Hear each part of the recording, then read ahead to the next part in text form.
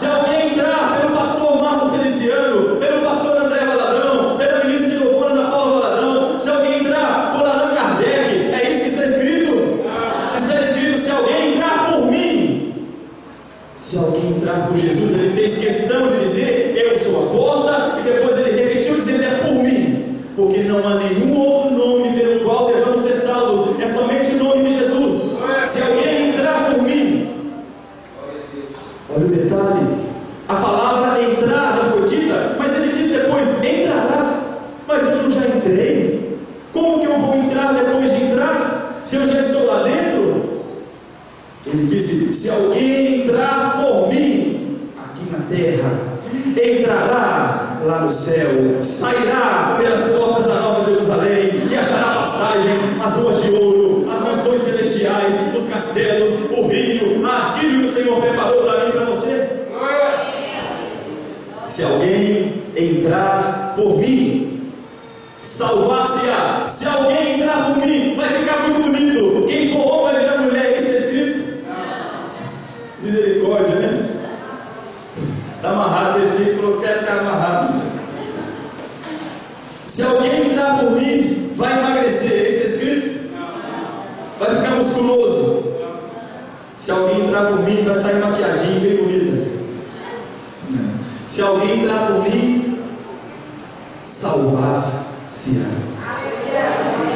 O Silvio Santos oferecia motosserra, oferecia motocicleta, oferecia máquina de fazer sorvete, infelizmente, né, para fazer concorrência com a gente, oferecia tudo, mas o Silvio Santos nunca, por mais rico que ele seja, por mais dinheiro que ele tenha, por mais carro, por mais valor da felicidade que ele tenha, ele não pode oferecer ao homem a salvação da sua alma, porque o salmista disse: ainda que alguém tenha fazendas, tenha dinheiro, tenha milhões de dólares e tire todos os dinheiros da sua vida, ainda que ele tenha tudo isso, ele não pode pagar o resgate da sua alma, porque o resgate da sua alma é caríssimo. Então quer dizer que nós estávamos perdidos, a porta da salvação estava fechada, não havia salvação para o Adélio, não havia salvação para a Sara, não havia salvação para o Claudeci, não havia salvação para mim. Mas quando Jesus Cristo olhou para os céus, ele disse: eu vou salvar o Daniel, eu vou salvar a Aline, eu vou salvar o Raul, eu descerei e serei eu mesmo a porta e darei acesso do homem a Deus, do homem a Deus, da terra ao céu. Quantos aqui nessa noite querem entrar por essa porta? Quantos nessa noite?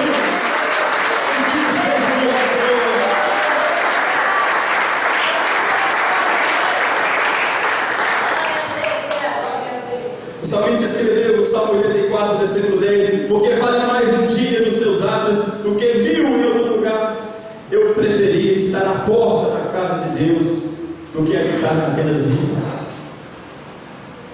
Provérbios capítulo 26, versículo 14, está escrito: como a porta gira nos seus gozos, assim o preguiçoso na sua cama. A porta na Bíblia tem vários significados. A Bíblia descreve como a porta gira nos seus gozos, na sua dobradiça, assim é o preguiçoso na sua cama. Ele acorda, ele vira para um lado, ele vira para o outro, ele vira para um lado, ele vira para o outro. Mas levantar que é bom para trabalhar, não levanta de jeito nenhum.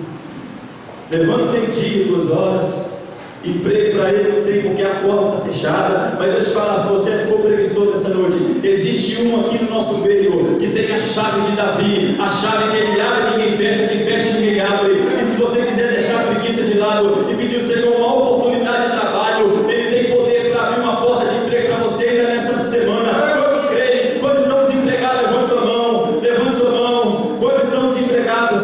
O Senhor já abriu uma porta para você se você pedir, porque a palavra diz: quem buscar, encontrará, bater e abrir-se-vos-á. O Senhor é a própria porta, e ainda que ele não seja a porta de emprego em si, ele tem a chave que pode abrir a porta de onde você busca, a porta de onde você pede, a porta de onde você bate. Nessa noite começa a bater, começa a pedir, porque se ele não for a porta, ele tem a chave, porque ele tem poder no céu, na terra e embaixo da terra. Inclusive, se você quiser ir para o inferno, ele tem a chave da morte e do inferno.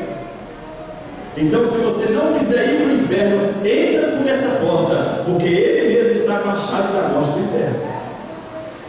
E quem não entrar por ele diz que é ladrão e salteador. Ou seja, os ladrões, a sua parte é no lago de fogo. Então o detalhe é muito interessante. A Bíblia diz também, em Mateus capítulo 7, versículo 13: entrai pela porta larga que leva à vida eterna, porque apertado é o caminho que leva à perdição. Não? Como está escrito? Entrai pela porta estreita. Aqui na igreja temos dois exemplos de porta. Temos a porta larga e a porta estreita. A porta do mundo, digamos que seja aquela porta, mas a porta para a salvação, digamos que seja essa porta. A porta para o pecado é muito grande, é muito ampla. Eu não preciso me preocupar com o que veste eu estou usando. Eu não preciso me preocupar com que tipo de bebida eu estou ingerindo. Eu não preciso me preocupar com que tipo de pó eu estou inalando nos meus narizes. Eu não preciso me preocupar com que tipo de música eu estou ouvindo. Eu não preciso me preocupar com que tipo de palavra eu falo com a minha esposa, com a minha mãe, com o meu filho. Afinal de contas, eu estou indo para o inferno. Mas se você quiser ir para o céu, você tem que regrar seus ouvidos, seu nariz, sua boca, seus pés, suas mãos, seu corpo, sua alma, seu espírito, e seu corpo, alma e espírito estejam íntegros e irrepreensíveis até a volta do Senhor Jesus Cristo. Tessalonicenses 5:23. Há um cuidado e há um zelo por quem quer entrar pela porta, porque a porta é estreita. Então quer dizer que eu não vou poder entrar, porque para mim está difícil, eu não estou conseguindo passar nem na porta de casa. Mas deixa eu falar uma coisa: quando a gente for para o céu, o nosso corpo vai ser transformado. Olha o que está escrito: se alguém entrar por mim, salvar-se-á. A primeira entrada é para a salvação. Repita comigo: a primeira entrada é para a salvação. Se alguém entrar por mim, salvar-se-á. A frase acaba aí. O escritor resolveu colocar uma Bíblia, o tradutor. Salvar-se-á. Mas ele queria dizer: acabou, foi salvo. Mas agora tem outro assunto: entrará e sairá, e achará pastagem. Primeiro você entrou para a sua salvação, mas depois você entrou para participar do reino de Deus. Você entrou para participar daquilo que o Senhor proporcionou para mim e para você: uma vida de bênção, de vitória, de prosperidade, de saúde, de vida eterna. Como assim? Isso mesmo. Quem entrar por mim, entrará e sairá. Por que está escrito entrará de novo? Por quê? Não poderia ter escrito assim? Eu só voto: quem entrar por mim, salvar-se-á, sairá e entrará. Não está escrito assim. Ele colocou entrará de novo, porque o entrará nessa frase não está escrito presente, está escrito futuro. Entrará quer dizer que é algo que vai acontecer depois. Sim, porque depois que você é salvo, a sua vida começa a mudar. Porque quando você vem para Jesus, você vem fumando cigarro de maconha, você vem bebendo uísque, você vem com a sua roupa toda estragada, você vem com a sua vida toda torta. Mas à medida que você vai entrando por essa porta, você vai sendo salvo. E a salvação é a primeira obra que Deus faz na sua vida, é a salvação da sua alma. Mas o bom cristão que tem o Espírito Santo lhe convence do pecado, da justiça e do juízo. Então quer dizer que você que é salvo começa a se afastar do pecado. Ou seja, você está entrando numa outra vida, você está entrando num outro aspecto de vida. Você entrou na salvação, mas agora você está entrando num outro ambiente. Quem bebia, saiu da bebida do vinho e começou a beber e a ficar chapado com o vinho do Espírito Santo. Quem estava nas trevas, saiu das trevas e entrou para a luz. Quem estava na tristeza, saiu da tristeza e entrou para a alegria. Quem estava na morte, saiu da morte e entrou para a vida eterna. Quem estava na corruptibilidade,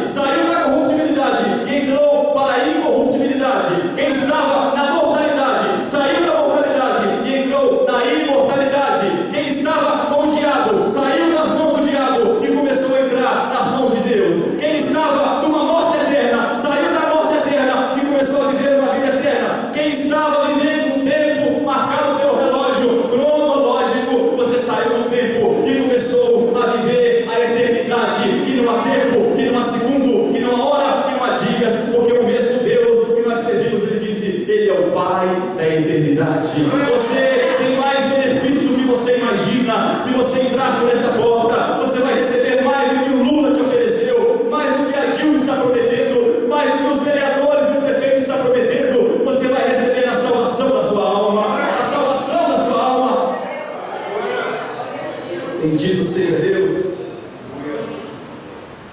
Existe um versículo na Bíblia muito interessante falando sobre a porta, e eu queria que os irmãos prestassem bastante atenção nesse versículo. Abra sua Bíblia em Êxodo capítulo 12, versículo 7. Êxodo capítulo 12, versículo número 7.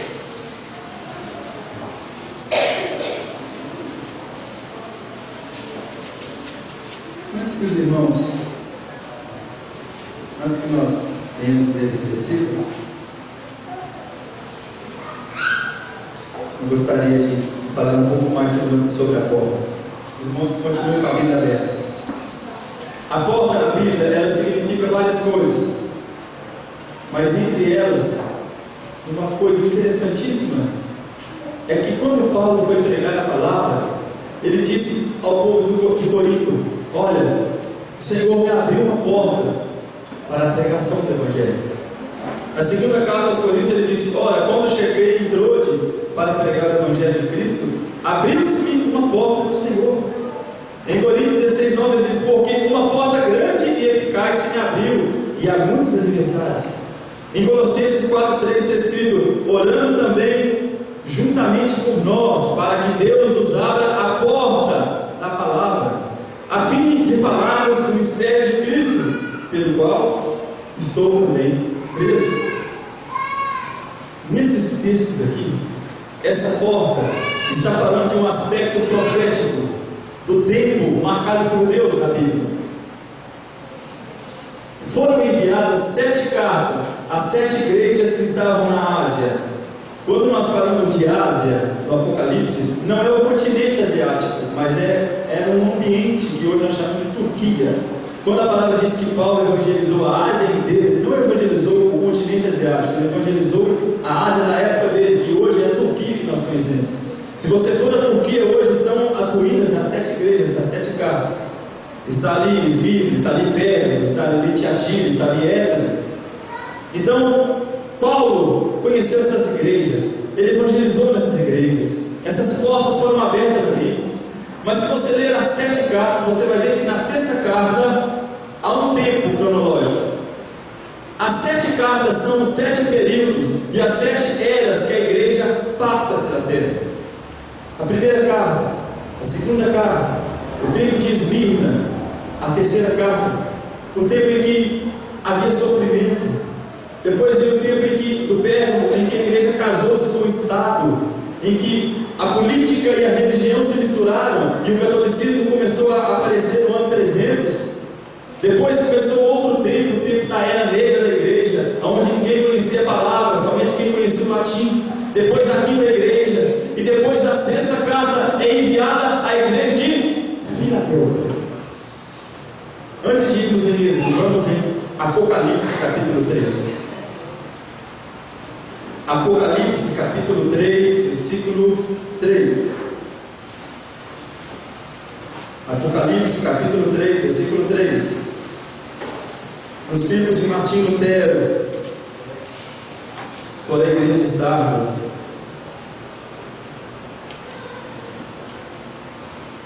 Foi no ano de 1517, quando Martinho Lutero começou a pregar a palavra de novo.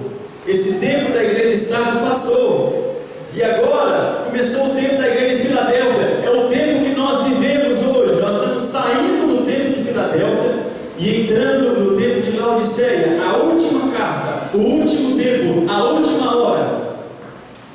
E o anjo da igreja, versículo 7, perdão. E ao anjo da igreja que está em Filadélfia escreve: isto diz o que é santo, o que é verdadeiro e o que tem o quê? A chave de Davi, o que abre e ninguém fecha, que fecha e ninguém abre.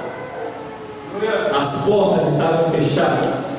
Quem aqui viveu nos anos 80, anos 70, viu como se levantou Mussolini, como se levantou Lenin, como se levantou Stalin, como se levantou o comunismo, e criaram uma cortina de ferro na janela 1040, na região entre a Ásia e a Europa, onde o Evangelho nunca chegava. Mas a Bíblia diz, ele tem a chave de Davi, a chave que ele abre e ninguém fecha, que fecha e ninguém abre. E nos anos 90, louvado seja o nome do Senhor, o muro de Berlim caiu por chão, o comunismo foi derrotado pelo cristianismo, e a igreja ela tem crescido a cada dia mais, porque a porta do Evangelho, uma porta para a pregação foi aberta. Quem era nos anos 80 assistia Jim Swaggart pregando com muita eloquência, enchendo os estádios do mundo, porque a porta da salvação estava aberta. Uma porta foi aberta. Olha o que ele disse: eu sei as tuas obras, eis que diante de ti pus uma porta aberta, e ninguém pode fechar. Tendo pouca força, guardaste a minha palavra e não negaste o meu nome.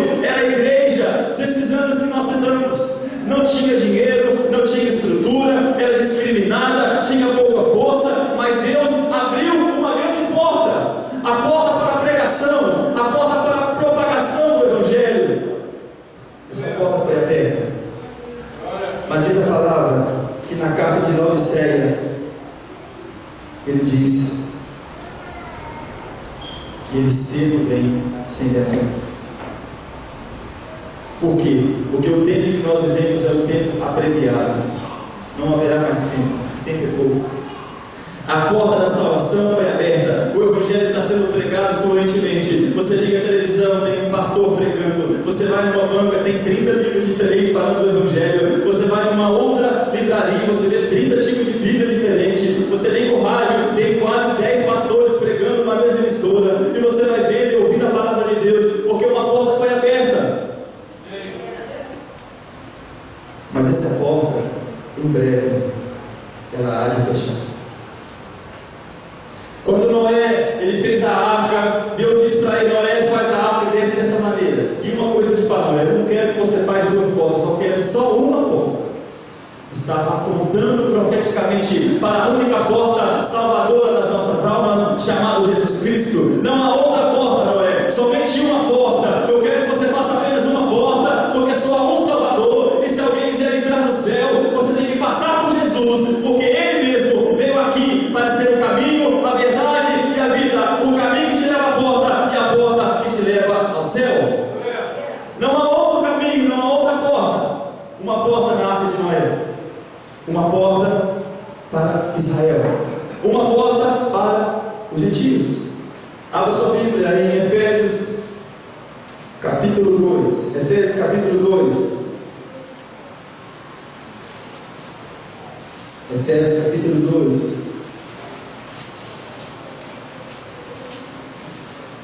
Vamos ler o versículo 15. Se os irmãos quiserem ler depois do versículo 11 em diante, os irmãos podem ler, quiserem marcar depois. Está escrito assim: na sua carne ele desfez a inimizade, isto é, os mandamentos, que consistiam em ordenanças para criar em si mesmo dos dois um novo homem, fazendo a paz. O que está escrito na sua Bíblia? Risque esse versículo 15, rabisca ele, passa o marca-texto, para quando alguém chegar para você falando: não pode comer carne de porco, você pega e mostra para ele esse versículo.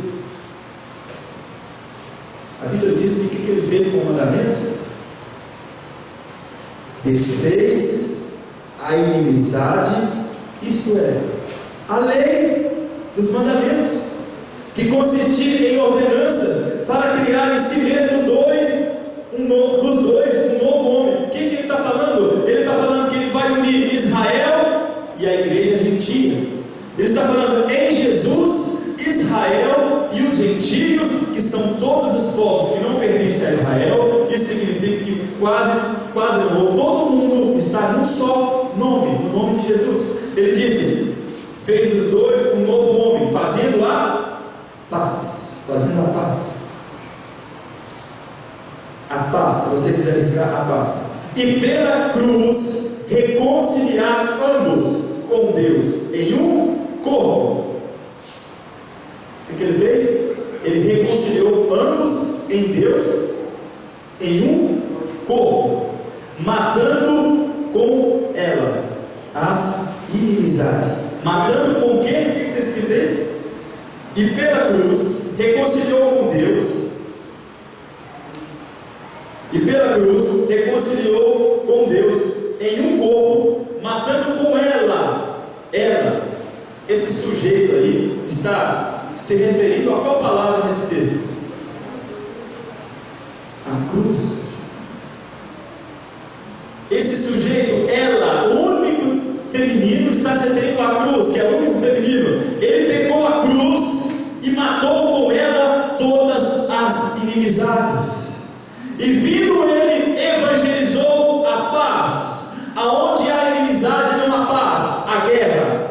Mas ele matou a inimizade com a sua cruz. A vós que estavam longe, aqui que ele está falando de mim e de você, os gentios. A vocês, etermina, que estavam longe, e aos que estavam perto, o povo de Israel. Vocês agora estão todos num só corpo, porque por ele, ambos, tanto os gentios como os judeus, temos acesso ao Pai em um mesmo Espírito.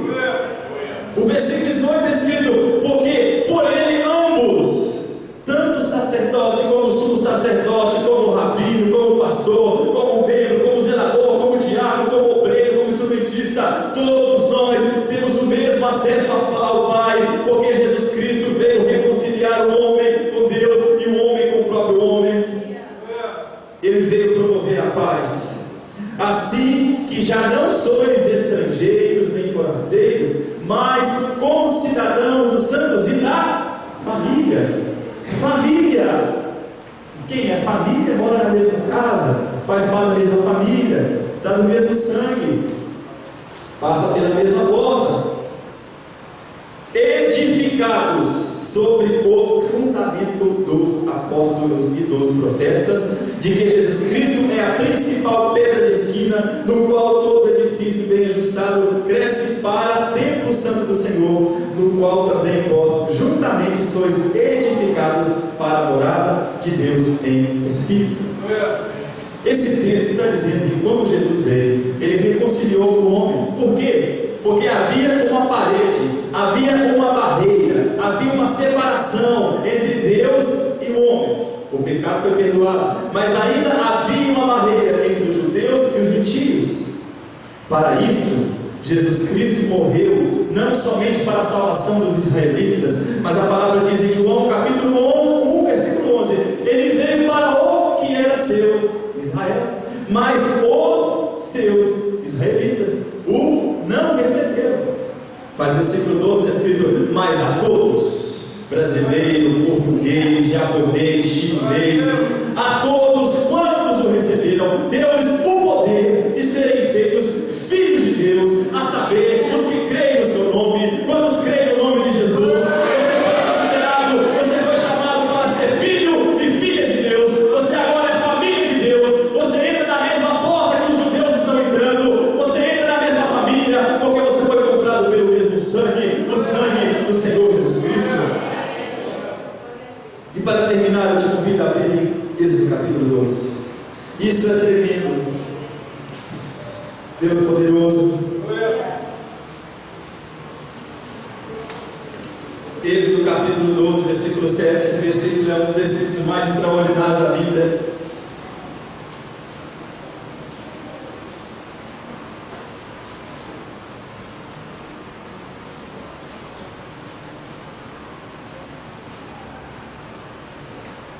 O escritor aos Hebreus, ele diz no capítulo 1 que nos tempos antigos Deus falava pelos profetas, Deus falava pelos homens comuns, mas nos últimos dias aprove a Deus a nos falar pelo seu próprio Filho. Tudo que você lê no Velho Testamento, você tem que apontar para Jesus. Toda pregação do Velho Testamento tem que ser apontada para Jesus. Todo texto do Velho Testamento tem que ser apontado para Jesus, porque é sombra das coisas futuras. Gênesis capítulo 12, versículo 7. Êxodo, perdão. Está escrito assim: e tomarão do sangue e pô-lo em ambas, risca na sua Bíblia, ambas as ombreiras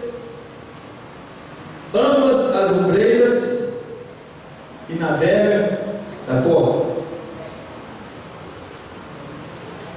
Irmãos, aqui está uma porta.